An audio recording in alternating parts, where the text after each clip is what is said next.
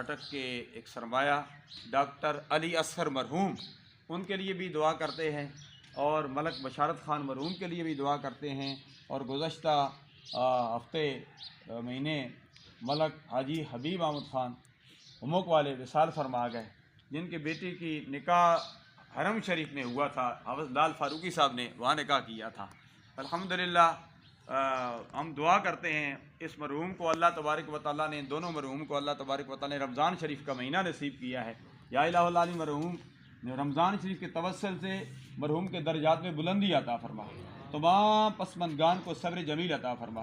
جنازہ پڑھنے والے، پڑھانے والے، تعزیت کرنے والے جو اب آ رہے ہیں، آئندہ آئیں گے، پہلے آ چکے ہیں، یا الہ العالمین سب کی حاضری اپنی بارگاہ عزیز میں مقبول و منظور فرما۔ ہمیں بھی دنیا میں زندہ رکھ، اسلام پر موت دے تو ہم سب کو ایمان پر موت دے، تمام ملک فیملی کو یہ صدمہ برداشت کرنے کی توفیق عطا فرما اور آئندہ کے لیے خیر فرما۔